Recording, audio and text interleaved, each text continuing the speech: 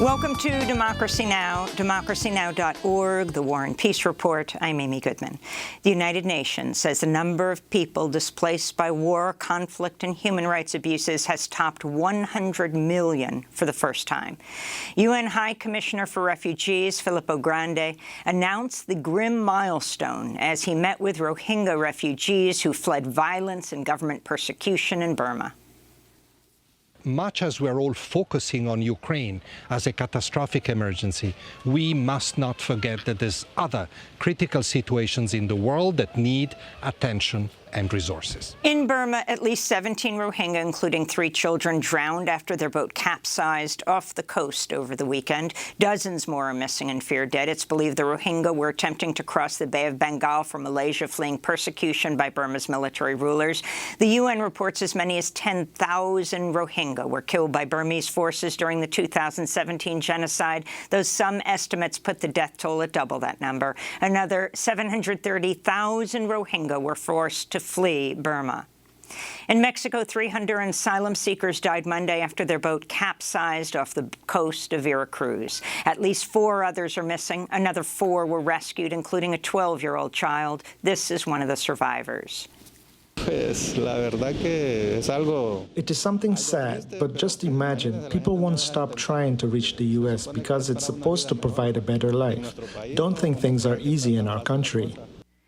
This comes after a 36-year-old father from El Salvador and his 7-year-old son drowned in the Suchiate River as they attempted to cross into Mexico from Guatemala. In related news, asylum seekers trapped in the Mexican border city of Tijuana led a protest Monday denouncing the Biden administration's use of Title 42, the Trump-era pandemic order that's been used to bar entry to over 2 million people arriving at the U.S.-Mexico border seeking refugee status.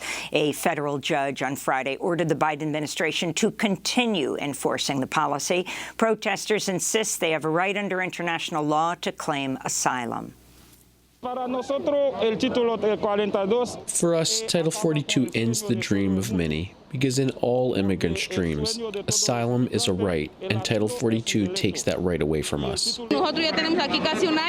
We've been here for almost a year in Tijuana. We've been in a shelter for 5 months, and we've been in a rented apartment for 5 more months, and it has been very difficult. I hope they give us support and let us enter the U.S., and we hope things there will be different, because here in Tijuana there is also a lot of danger. In Yemen, 3 people were killed Monday after a drone crashed into a residential neighborhood in the capital, Sana'a. Witnesses said the Saudi-led coalition drone was shot down by Houthi rebels as it circled the skies over the capital. Unfortunately, it fell on citizens. This is a commercial market, and these are street vendors. The spy drone fell on them, and this is a violation of the 2-month truce in Yemen. The United Nations is calling on Yemen's Houthi rebels and the Saudi-led coalition to extend the ceasefire, which is due to expire on June 1st. The World Food Programme says 5 years of continuous war in Yemen has sparked the world's worst humanitarian crisis, with about 2/3 of all Yemenis, or some 20 million people, suffering from hunger and malnutrition. In Ukraine, at least 1 person was injured Monday as Russian forces shelled the center of Kharkiv. Residents showed reporters remnants of what appeared to be Russian cluster bombs used in the assault. Cluster munitions are banned under a global treaty that has not been ratified by Russia, Ukraine, or the United States. On Monday, the United Nations reported more than 2 million refugees have returned to Ukraine after Russian forces failed to capture major cities. On Monday, Ukraine's President Volodymyr Zelensky said he's willing to negotiate an end to the war, but only through direct talks with President Vladimir Putin. I cannot accept any kind of meeting with anyone coming from the Russian Federation but the President of the Russian Federation, and only in the case when there is one issue on the table, stopping the war. There are no other grounds for any other kind of meeting. A veteran Russian diplomat has resigned in protest of President Putin's decision to invade Ukraine. Boris Bondarev stepped down Monday from Russia's mission to the United Nations in Geneva, writing in a scathing email to his colleagues that he's never been so ashamed of his country. His resignation letter read in part, quote, "Those who conceive this war want only one thing, to remain in power forever. Live in pompous, tasteless palaces, sail on yachts comparable in tonnage and cost to the entire Russian Navy, enjoying unlimited power and complete impunity. To achieve that, they're willing to sacrifice as many lives as it takes," the Russian official Boris Bondarev wrote.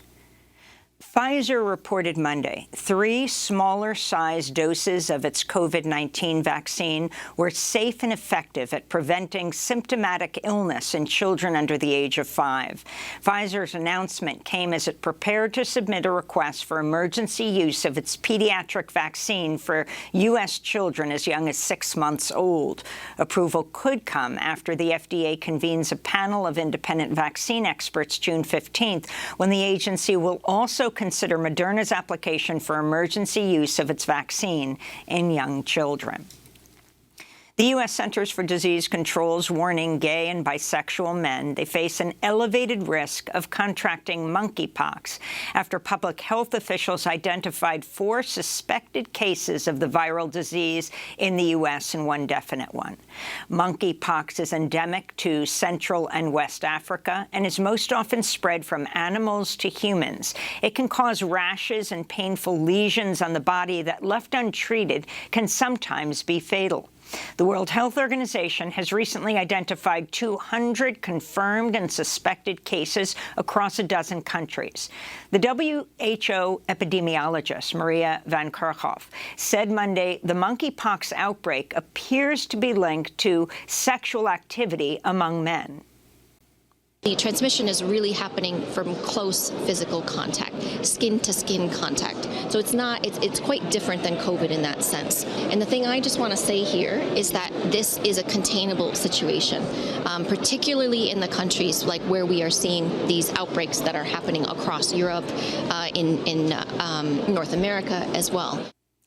The Supreme Court ruled Monday 2 condemned prisoners in the state of Arizona cannot present new evidence in federal court that could prove they did not receive adequate legal representation leading to their convictions and death sentences.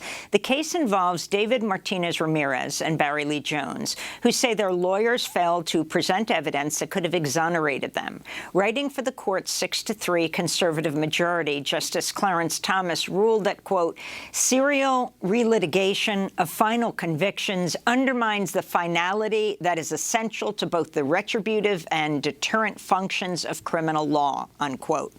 Critics say the ruling will prevent people wrongly convicted of crimes from proving their innocence. In a scathing dissent, Justice Sonia Sotomayor called the decision perverse and illogical. Sotomayor wrote, quote, 2 men whose trial attorneys did not provide even the bare minimum level of representation required by the Constitution may be executed because forces outside of their control prevented them from vindicating their constitutional right to counsel, Justice Sotomayor wrote. Amnesty International said Monday the number of executions globally rose by at least 20% in 2021, while the number of death sentences grew by 40%. Over 500 people were executed and more than 2,000 sentenced to death last year. Executions in Saudi Arabia in 2021 more than doubled. In Georgia, former Vice President Mike Pence called Monday for Republicans to rally behind incumbent Governor Brian Kemp, who hopes to be renominated as his party's candidate in today's primary gubernatorial election. And when you say yes to Governor Brian Kemp tomorrow, you will send a deafening message all across America that the Republican Party is the party of the future. Governor Kemp faces a primary challenge from David Perdue, the former Republican senator backed by Donald Trump. On Monday, a Trump spokesperson criticized Pence over his endorsement of Kemp, telling the New York Times Pence was, quote, desperate to chase his lost relevance. On Monday, David Perdue drew accusations of racism after he said Democratic gubernatorial candidate Stacey Abrams should, quote, go back to where she came from, unquote. Abrams, who is African-American, moved to Georgia with her family in 1989. Georgia is one of 5 states holding primary elections today. In a closely watched race, voters in Texas's 28th congressional district will decide between Henry Cuellar, a conservative incumbent who's backed by Democratic leaders, and Jessica Cisneros, a progressive supported by Senator Bernie Sanders and Congressmember Alexandria Ocasio-Cortez. In January, the FBI raided the home and office of Congressmember Cuellar as part of a corruption investigation. In North Carolina, students at Bennett College with past due tuition bills in collection will see $1.7 million of their debts erased. The Union of Borrowers, known as the Debt Collective, purchased and paid off the student loans of nearly 500 black women at Bennett, a historically black, all-women liberal arts college in Greensboro. This comes as activists pressure President Biden to uphold his campaign pledge to cancel student debt, now a $1.7 trillion burden held by some 44 million people across the United States. The Washington Post reports the Justice Department will require federal agents to intervene if they see other law enforcement officers using excessive force. This is the first update to the DOJ's use of force policy in nearly 2 decades. This policy is scheduled to take place in July and comes after massive racial justice protests erupted in the United States and around the world in response to the police murder of George Floyd in Minneapolis 2 years ago this week. And a senior consultant at Shell has resigned, condemning the fossil fuel giant for expanding its oil and gas production despite mounting scientific warnings this would lead to a climate catastrophe. Carolyn Dennett worked for the company for 11 years and was based in the United Kingdom. She shared news of her resignation in a video posted on LinkedIn. Today I'm quitting because of Shell's double talk on climate. Shell's stated safety ambition is to do no harm. It's called Goal Zero, and it sounds honourable, but they are completely failing on it. They know that continued oil and gas extraction causes extreme harms to our climate, to our environment, and to people. And whatever they say, Shell is simply not winding down on fossil fuels. They're expanding with new exploration and extraction projects against the clear warnings from scientists and dismissing the huge risks from climate change. And I just can't be a part of this anymore. And those are some of the headlines. This is Democracy Now!, democracynow.org, The War and Peace Report.